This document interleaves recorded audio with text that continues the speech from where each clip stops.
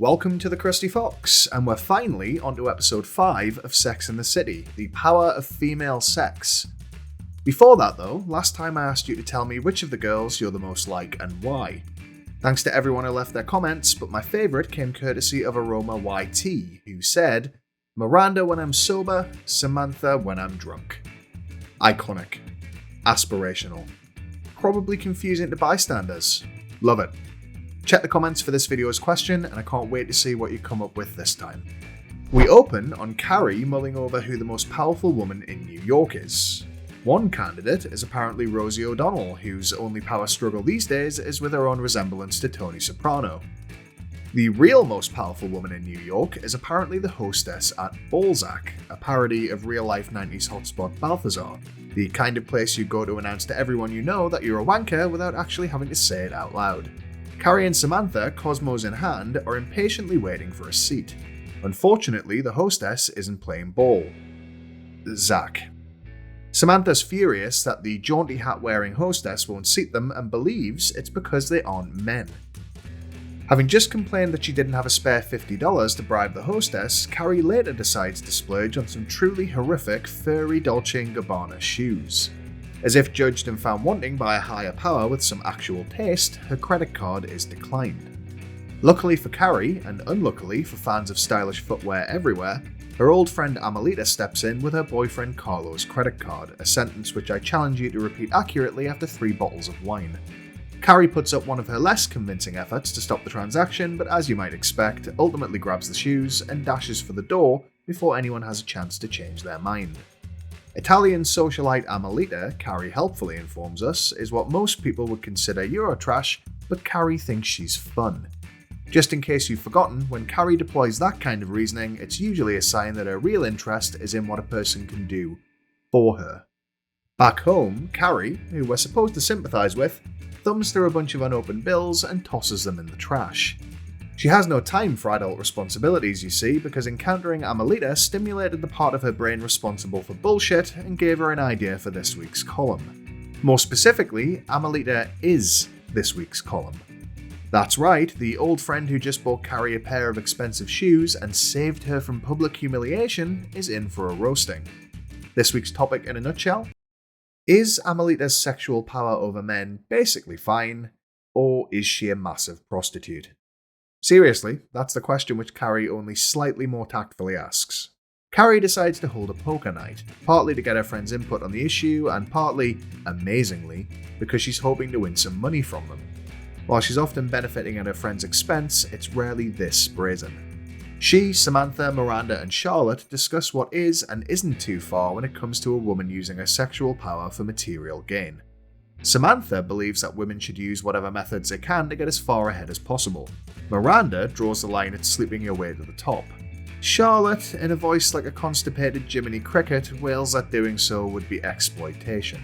Except, it turns out that Charlotte isn't so totally against the idea, because an extremely gross older artist named Neville Morgan recently invited her to a private viewing of his work.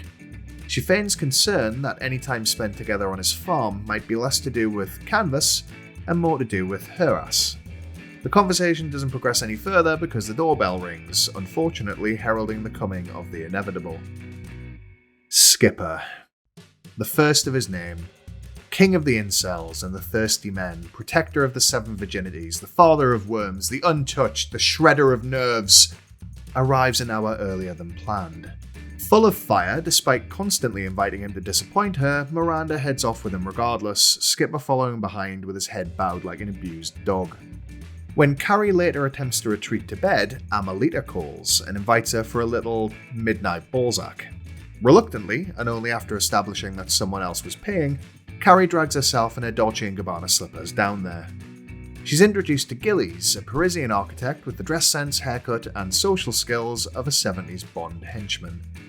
Regardless, Carrie is somehow seduced by his continental charm. This occurs in spite of him staring at her like a serial killer, fighting the urge to wear her skin like a Halloween costume, and causes her to miss that the Balzac waiting staff are all pretentiously dressed in shirts made of tin foil. Walking home afterwards, Carrie lists Gillies' red flags as his nationality, recent divorce, and handsomeness. She misses the obvious fourth when he asks to see her again because he's never seen New York with someone like her before. The next day, Skipper shows up at Carrie's apartment unannounced, as usual, to whinge about his addiction to simping over Miranda.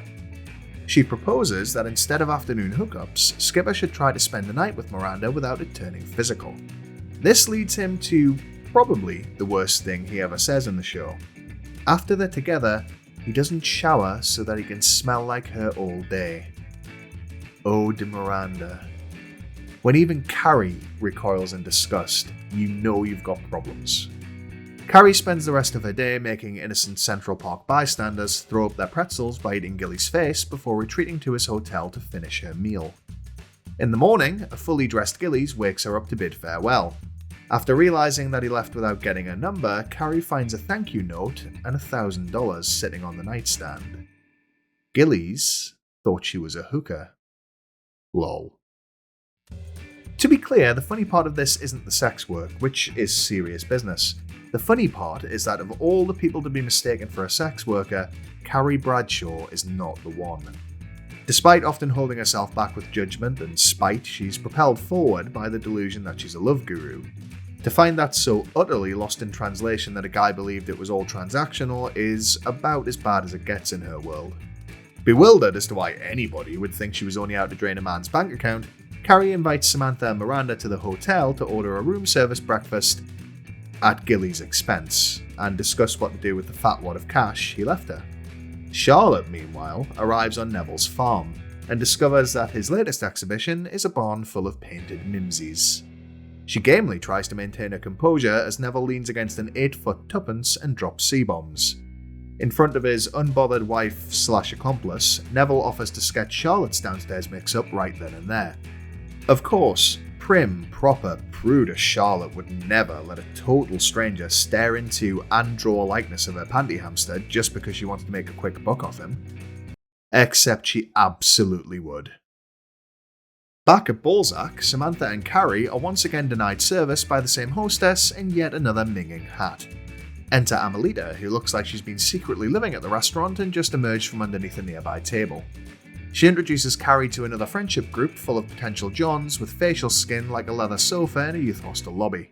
She briefly weighs the benefits of leaving New York and becoming a jet-setting sugar baby, but decides against it, suddenly finding a supply of integrity she's previously chosen not to call upon. In the toilets, she also manages to solve the hostess problem by furnishing her with a tampon in her hour of need. In case you're wondering, hanging around restrooms with a handful of feminine hygiene products is not a viable solution to any of life's problems, but you're welcome to give it a go and report back.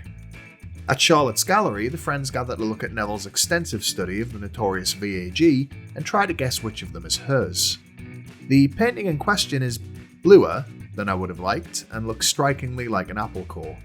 What that says about Charlotte and her fine china, I will leave to your imagination. And that brings us to the end of this episode. Empowering or ridiculous? Sound off in the comments below with your take.